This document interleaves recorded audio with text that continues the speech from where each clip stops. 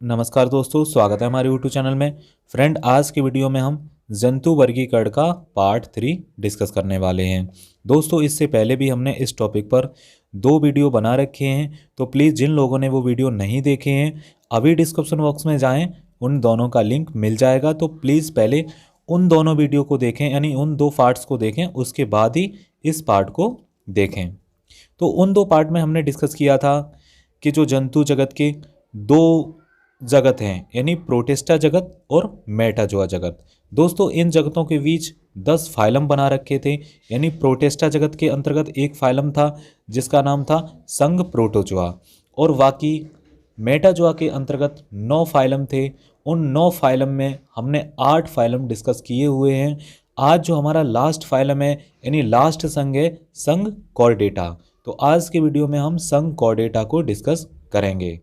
दोस्तों, हमने पार्ट 2 में ही डिस्कस किया था कि यह संघ अध्ययन की दृष्टि से बहुत ही महत्वपूर्ण है, इसीलिए हमने इसे एक अलग पार्ट में ही डिस्कस किया। तो दोस्तों, चलिए स्टार्ट करते हैं और पढ़ते हैं अपने संघ कॉर्डेटा को। दोस्तों, इस कॉर्डेटा संघ की स्थापना जो है वेलफोर ने की थी, और इस संघ में लगभग 80,000 जातियां पहचानी जा चुकी हैं, जिनमें लगभग 55,000 विद्यमान हैं और लगभग 25,000 विलुप्त हो चुकी हैं। जी हाँ दोस्तों, इसमें 55,000 तो लगभग अभी मौजूद हैं और लगभग 25,000 जो हैं विलुप्त हो चुकी हैं। यह संघ हमने पहले भी डिस्कस किया है कि यह संघ अध्ययन की दृष्टि से काफ़ी महत्वपूर्ण है, इसीलिए अध्ययन की सुविधा के लिए इस संघ को छोटे छोटे वर्गों में विभाजित किया गया है। इनमें से कुछ वर्ग हैं मत्स्य वर्ग यानी क्लास फिशिस, उभयचर वर्ग यानी क्लास एम्फीबिया, सरीसृप वर्ग यानी क्लास रेप्टिलिया, पक्षी वर्ग यानी क्लास एविज, और स्तनधारी वर्ग यानी क्लास मैमेलिया। दोस्तों, ये जो वर्ग हैं इनको 1 बाई 1 करके हम अध्ययन करते हैं। तो चलिए सबसे पहले देखते हैं मत्स्य वर्ग यानी क्लास फिशिस। दोस्तों, इस वर्ग में मछलियाँ आती हैं और ये सभी अनियत तापी यानी कोल्ड ब्लडेड जंतु होते हैं। अब दोस्तों, ये कोल्ड ब्लडेड क्या होता है यानी अनियत तापी क्या होता है, तो चलिए सबसे पहले हम इसे जान लेते हैं।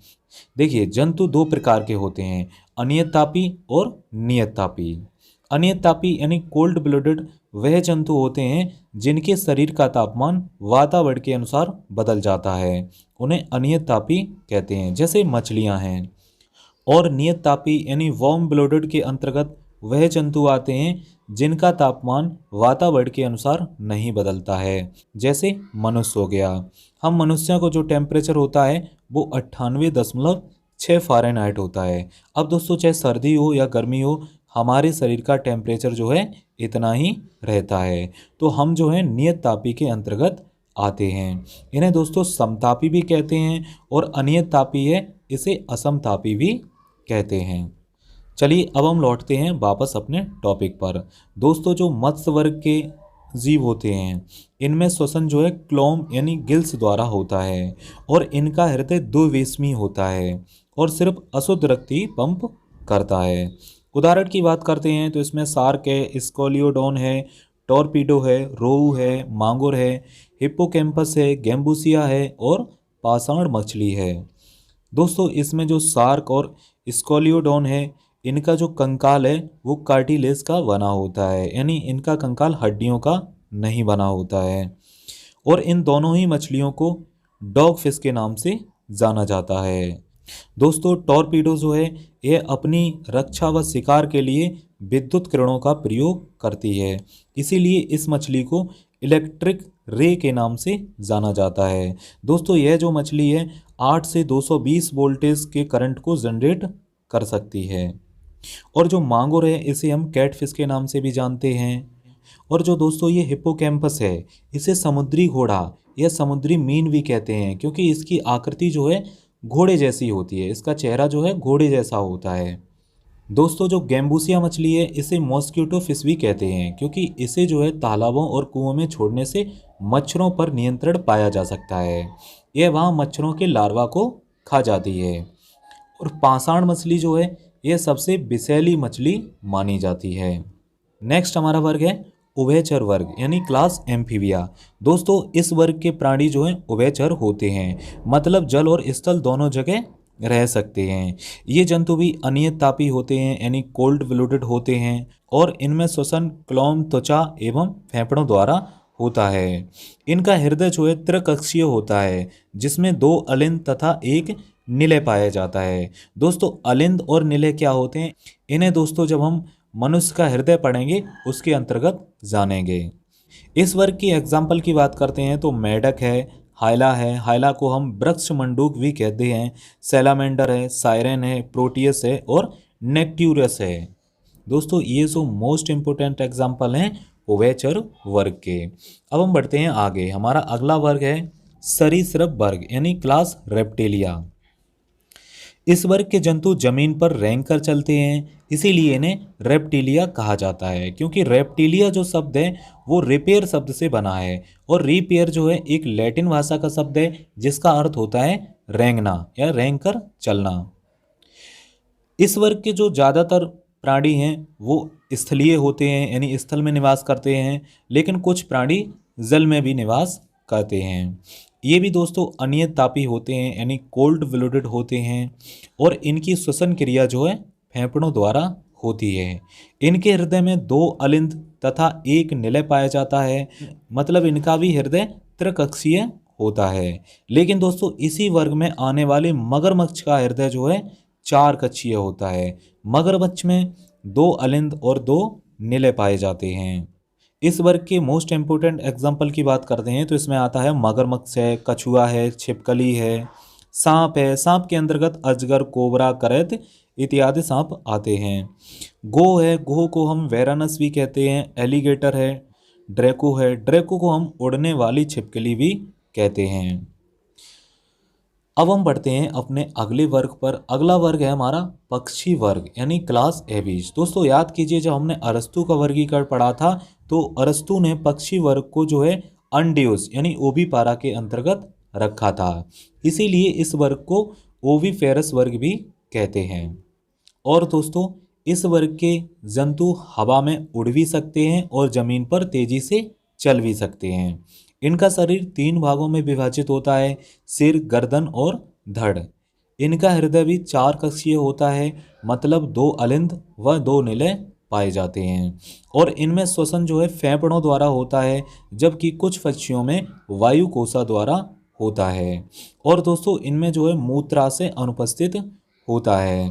इसके अलावा भी कुछ गुण होते हैं जो कॉमन होते हैं, जो सभी को याद होते हैं, जैसे इनका शरीर जो है पंखों से ढका रहता है तथा धड़ से एक पूंछ लगी रहती है और जबड़ों में दांत नहीं पाए जाते हैं। इनकी चोंच होती है तो दांत नहीं पाए जाते हैं। इसके कुछ महत्वपूर्ण एग्जाम्पल की बात करते हैं तो कबूतर है, गौरैया है, मोर है, हमिंग बर्ड है, शुतुरमुर्ग है। दोस्तों जो मोर है ये भारत का राष्ट्रीय पक्षी है। इसका जो साइंटिफिक नेम है वो है पावो क्रिस्टस। और हमिंग बर्ड है, इसे गुंजन पक्षी भी कहते हैं। ये दुनिया का सबसे छोटा पक्षी है और दोस्तों यह इकलौता पक्षी है जो पीछे की ओर भी उड़ सकता है। शुतुरमुर्ग जो है यह दुनिया का सबसे बड़ा जीवित पक्षी है और इसका अंडा भी दोस्तों पक्षियों में सबसे बड़ा अंडा माना जाता है और हमिंग बर्ड का जो है सबसे छोटा अंडा माना जाता है। तो ये भी पॉइंट आप याद रखना। अब हमारा नेक्स्ट वर्ग आता है स्तनधारी वर्ग यानी क्लास मेमेलिया। दोस्तों इसी स्तनधारी वर्ग में हम मनुष्य आते हैं। दोस्तों इस वर्ग के जंतु नियत तापी होते हैं, मतलब वार्म ब्लूडेड होते हैं, यानी इनका तापमान जो है मौसम के अनुसार नहीं बदलता है, नियत रहता है। दोस्तों इस वर्ग के मादा में स्तन या दुग्ध ग्रंथियां पाई जाती हैं और दोस्तों इनके जबड़ों में दांत पाए जाते हैं और इनके दांत जो हैं 2 बार निकलते हैं, इसीलिए इन्हें द्वारदंती भी कहते हैं। पहले दोस्तों दूध के दांत निकलते हैं, बाद में स्थायी दांत निकलते हैं। ऐसा हम मनुष्यों में भी होता है। और दोस्तों जो मेमेलिया के जंतु हैं उनमें श्वसन जो है फेफड़ों द्वारा होता है। इनका हृदय 4 कक्षीय होता है। 4 कक्षीय मतलब इसमें 2 निलय और 2 अलिंद पाए जाते हैं। इनके आरबीसी यानी रेड ब्लड सेल्स में केंद्रक नहीं पाया जाता है, लेकिन दोस्तों याद रखना इसी वर्ग के जो ऊंट और लामा है, ऊंट और लामा इसी वर्ग में आते हैं, इनके रेड ब्लड सेल्स में केंद्रक पाया जाता है। यानी ऊंट और लामा को छोड़कर बाकी जो जंतु बचते हैं उनके आरबीसी में केंद्रक नहीं पाया जाता है। दोस्तों स्तनधारी वर्ग को भी 3 उपवर्गों में बांटा गया है। इस स्तनधारी वर्ग के 3 उपवर्ग हैं, जैसे एक है प्रोटोथेरिया और एक है मेटाथेरिया और एक है यूथेरिया। दोस्तों प्रोटोथेरिया के अंतर्गत वो स्तनधारी जंतु आते हैं जो अंडे देते हैं। और दोस्तों इस उपवर्ग के जंतुओं में स्तन ग्रंथियां मौजूद होती हैं, परंतु चुचुक यानी टीट्स नहीं पाए जाते हैं। यानी इस वर्ग के जो प्राणी हैं वो अपने बच्चों को दूध नहीं पिला पाते और इनमें जो है वाह्य कर्ण नहीं पाया जाता है। इसके एग्जाम्पल की बात करते हैं तो एक्टिना है। इसका दूसरा उपवर्ग है मेटाथेरिया। मेटाथेरिया में वे स्तनधारी आते हैं जो न तो अंडे देते हैं और न ही पूर्ण विकसित बच्चों को जन्म देते हैं। इनके बच्चों का जो विकास है वो मादा में बनी मार्सुपियल थैली में होता है। जैसे कंगारू है, कंगारू में जो मादा में मार्सुपियल थैली पाई जाती है वो बच्चों को पूर्ण विकसित करने के लिए होती है और इनमें स्तन ग्रंथियां पाई जाती हैं और चुचुक जो है मार्सुपियल थैली में खुलते हैं।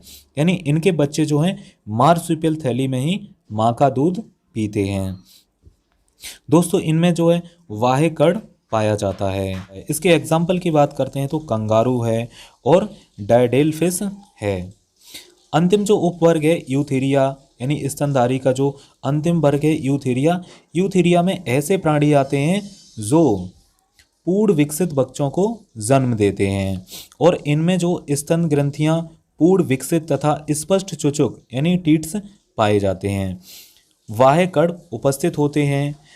इसके एग्जाम्पल की बात करते हैं तो सबसे पहले हम मनुष्य इसमें आते हैं।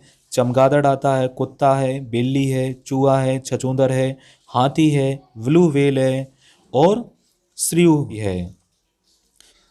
दोस्तों जो चमगादड़ है ये उड़ने वाला स्तनपायी है और ब्लू व्हेल है ये सबसे बड़ा स्तनपायी है। सबसे बड़ा स्तनपायी क्या, ये दुनिया का सबसे बड़ा जीवित जीव है। तो दोस्तों यहाँ पे हमारा जो जंतु वर्गीकरण का टॉपिक था वो कंप्लीट होता है।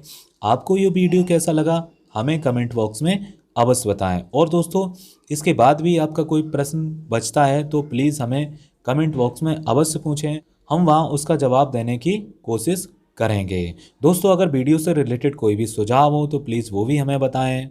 और दोस्तों हमारे द्वारा दी गई जानकारी आपको थोड़ी सी भी पसंद आ रही हो तो प्लीज़ हमारे चैनल को सब्सक्राइब कर लें। धन्यवाद। जय हिंद, जय भारत।